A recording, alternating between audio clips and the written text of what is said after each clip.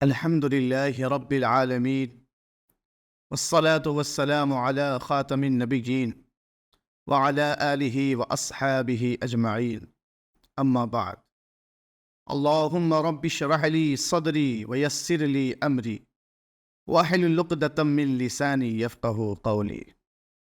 محترم ناظرین سامعین، السلام علیکم ورحمۃ اللہ۔ آج میں انشاءاللہ غم گسار امت، محسن اسلام، ام المؤمنین حضرت سیدہ خدیجۃ الکبریٰ رضی اللہ تعالی عنہا کی زندگی کے چند گوشوں کو آپ کے سامنے پیش کرنے کی کوشش کروں گا۔ آپ رضی اللہ تعالی عنہا مکہ کی ایک معزز، شریف، مالدار اور عالی نسب خاتون تھیں۔ آپ حسب، نسب، مقام، مرتبہ، عزت، عظمت کے اعتبار سے پورے عرب میں ایک ممتاز مقام رکھتے تھے۔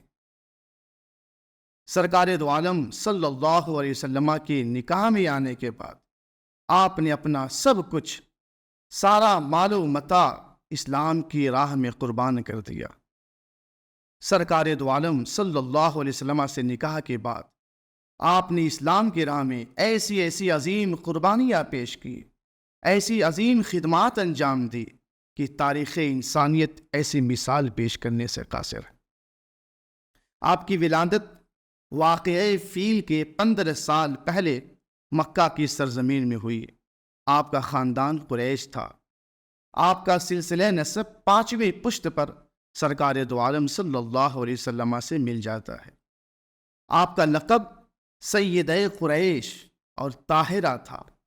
طاہرہ کا مطلب ہوتا ہے پاک باز، جو باکردار خاتون ہوتی ہے۔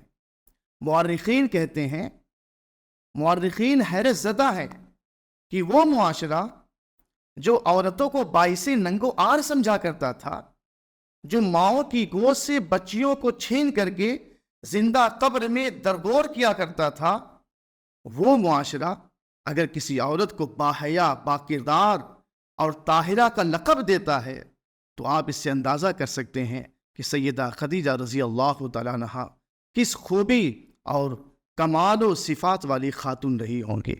سرکار دو عالم صلی اللہ علیہ وسلم کے نکاح میں آنے سے پہلے آپ کے 2 نکاح اور ہو چکے تھے۔ 2 شوہروں سے بیوہ ہو چکی تھیں۔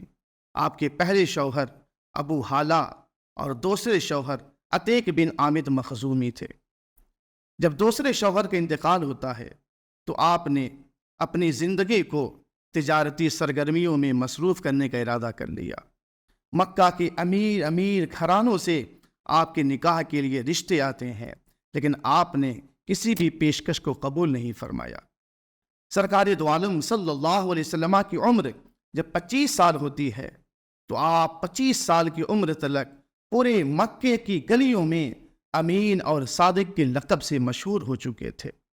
سیدہ خدیجہ رضی اللہ تعالیٰ عنہا تک جب آپ کی اخلاق و کردار کی باتیں پہنچتی ہیں تو آپ نے حضور کو بلایا اور آپ کو آفر کیا کہ آپ میرا مال تجارت شام اور یمن لے کر کے جایا کریں، جو معاوضہ میں دوسروں کو دیتی ہوں اس کا 2 گنا میں آپ کو عطا کروں گی۔ سرکار دو عالم علیہ الصلوۃ والسلام نے آپ کے اس تجارتی پیشکش کو قبول فرما لیا اور آپ کے مال تجارت کو لے کر کے شام کا سفر کرتے ہیں۔ اس سفر میں آپ نے اپنی امانت داری، اپنی دیانت داری، اپنی حکمت عملی، اپنی محنت اور اپنی سچائی کے ذریعے سے بے پناہ فائدہ حاصل کیا۔ اس سفر میں سیدہ خدیجہ کا غلام میسرہ بھی آپ کے ساتھ میں تھا، جس نے آپ کے کردار کو، آپ کے اخلاق کو بہت ہی قریب سے دیکھا، مشاہدہ کیا۔ اس کے بعد واپس جا کر کے اپنی مالکہ سیدہ خدیجہ کے سامنے حضور کے اخلاق و کردار کو سامنے رکھا، جس سے آپ کے دل میں محبت پیدا ہو جاتی ہے، جس کی وجہ سے آپ کے دل میں سرکار دو عالم صلی اللہ علیہ وسلم کی محبت بس جاتی ہے، اور آپ نے اپنی سہیلی نفیسہ کے ذریعے سے حضور تک نکاح کا پیغام بھیجتی ہیں۔ سرکار دو عالم صلی اللہ علیہ وسلم تک جب نکاح کا پیغام پہنچتا ہے تو آپ نے اپنے چچاؤں سے مشورہ کرنے کے بعد اس نکاح کے لیے راضی ہو جاتے ہیں۔ حضرت ابو طالب چند شرفائے قریش کے ساتھ سیدہ خدیجہ کے گھر پہ جاتے ہیں اور وہاں پہ سرکار دو عالم صلی اللہ علیہ وسلم کے ساتھ سیدہ خدیجہ کا نکاح کر دیتے ہیں۔ اس نکاح میں آپ نے جو خطبہ پڑھا وہ خطبہ آج بھی سیرت کی کتابوں میں موجود ہے۔ آپ فرماتے ہیں کہ میرے بھتیجے محمد ابن عبداللہ، جس بھی انسان کے ساتھ ان کا مقابلہ کیا جائے، موازنہ کیا جائے، مجھے امید ہے کہ فضل و شرف میں، اخلاق و کردار میں میرے بھتیجے محمد ابن عبداللہ کا مقام بہت بلند ہوگا۔ ہاں، مال میں کمزور ہے یہ، لیکن مال تو ڈھلتے سائے کی طرح ہے۔ نکاح کے وقت سرکار دو عالم علیہ الصلوۃ والسلام کی عمر 25 سال تھی اور سیدہ خدیجہ رضی اللہ تعالی عنہا کی عمر شریف 40 برس تھی۔ کتنی عظیم تھی وہ، جنہیں سرکار دو عالم صلی اللہ علیہ وسلم کی رفاقت میں 25 سال زندگی گزارنے کا اعزاز حاصل ہوا، اور جب تک آپ زندہ رہیں سرکار دو عالم علیہ الصلوۃ والسلام نے دوسری شادی نہیں کی۔ شادی کے بعد آپ نے اپنا سب کچھ سرکار کے قدموں میں نچھاور کر دیا، سارا مال، ساری دولت آپ کے قدموں میں قربان کر دیا، اور آپ کے ساتھ ایک خادمہ کی حیثیت سے زندگی گزار رہی تھیں۔ زمانہ یوں ہی گزرتا رہا۔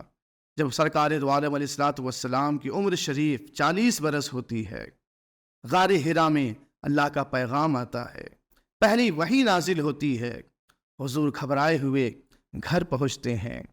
غم گسار امت، تمام مومنوں کی ماں سرکار دو عالم علیہ الصلوۃ والسلام کی اس گھبرائی ہوئی حالت میں کتنی ہمت بندھاتی ہیں، اور جو جملہ، جو الفاظ اس وقت آپ کو کہتی ہیں آج بھی تاریخ کی کتابوں میں محفوظ ہیں۔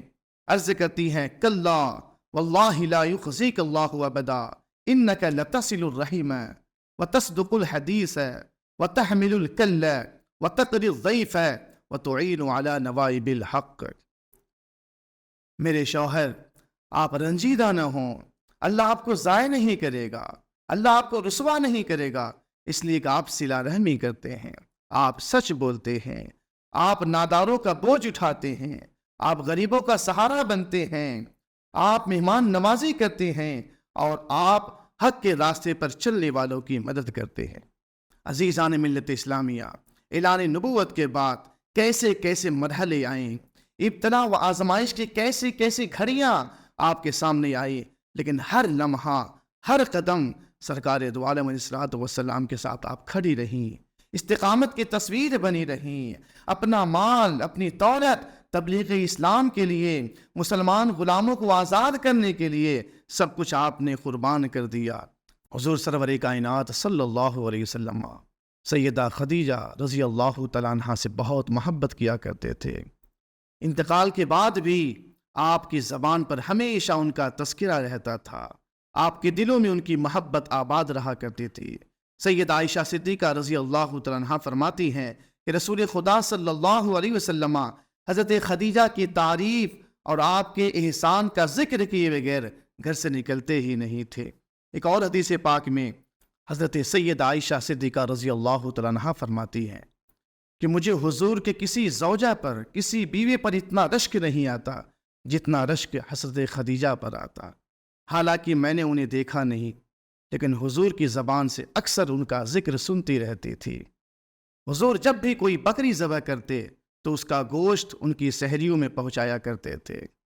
کبھی میں اتنا کہہ دیتی تھی کہ دنیا میں حضرت خدیجہ ہی تو آپ کی ایک بیوی تھی، تو حضور اس کے جواب میں ارشاد فرماتے، ہاں وہ ایسی ہی تھی، وہ بے مثال تھیں، وہ یگانہ روزگار تھیں، اور اللہ نے مجھے انہی سے اولاد عطا فرمائے تھے۔ ایک اور حدیث پاک میں حضرت سیدہ عائشہ صدیقہ رضی اللہ تعالیٰ فرماتی ہے کہ ایک مرتبہ میں نے حضور کی زبان مبارک سے حضرت خدیجہ کی بہت تعریف سنی تو مجھے غیرت آ گئی۔ میں نے کہا، یا رسول اللہ صلی اللہ علیہ وسلم، اب تو اللہ نے آپ کو ان سے بہتر بیویاں عطا فرمائی ہے۔ یہ سن کر آقا نے ارشاد فرمایا، خدا کی قسم، خدیجہ سے بہتر بیوی مجھے نہیں ملی ہے، اس لیے کہ جب مکہ کے سارے لوگوں نے میرا انکار کیا تو اس وقت وہ مجھ پر ایمان لاتی ہیں، جب سب لوگوں نے مجھے جھٹلایا تو اس نے اس وقت میری نبوت کو تسلیم کیا، اور جس وقت مجھے کوئی بھی شخص کوئی چیز دینے کے لیے تیار نہیں تھا تو اس نے اپنا سارا مال و دولت میرے قدموں میں قربان کر دیا۔ عزیزان ملت اسلامیہ، ایک اور روایت میں ہے، اما عائشہ صدیقہ رضی اللہ تعالیٰ عنہا عرض کرتی ہیں، یا رسول اللہ صلی اللہ علیہ وسلم، اللہ نے آپ کو بہت سارے ازواج عطا کیے ہیں، بہت بیوی عطا کی ہیں، لیکن آپ اس بوڑھی عورت کو نہیں بھولتے ہیں۔ تو آپ نے ارشاد فرمایا، عائشہ، خدیجہ کی محبت اللہ نے مجھے عطا کی ہے، ان کی محبت میرے دلوں میں پسی ہوئی ہے، اس لیے یہ محبت ختم نہیں ہو سکتی۔ یہی وجہ ہے کہ جب آپ کا انتقال ہوتا ہے، جس سال آپ کا انتقال ہوتا ہے، اس سال کا نام آپ نے عام الحزن رکھ دیا، یعنی غم کا سال رکھ دیا۔ عزیزان ملت اسلامیہ، حضرت سیدہ خدیجۃ الکبریٰ رضی اللہ تعالیٰ عنہا کی زندگی امت کی ماؤں کے لیے، بہنوں کے لیے ایک نمونۂ عمل ہے۔ ان کی زندگی سے امت کی ماؤں کو نصیحت حاصل کرنی چاہیے، اپنے شوہروں کی کیسی خدمت کرنا ہے، کس انداز میں ان کا ساتھ دینا ہے، کس طریقے سے دکھ درد کا ساتھی بننا ہے۔ اگر کچھ سیکھنا چاہیں تو سیدہ خدیجۃ الکبریٰ رضی اللہ تعالیٰ عنہا کی زندگی سے اور ان کی حیات طیبہ سے سیکھی جا سکتی ہے۔ وآخر دعوانا ان الحمد للہ رب العالمین۔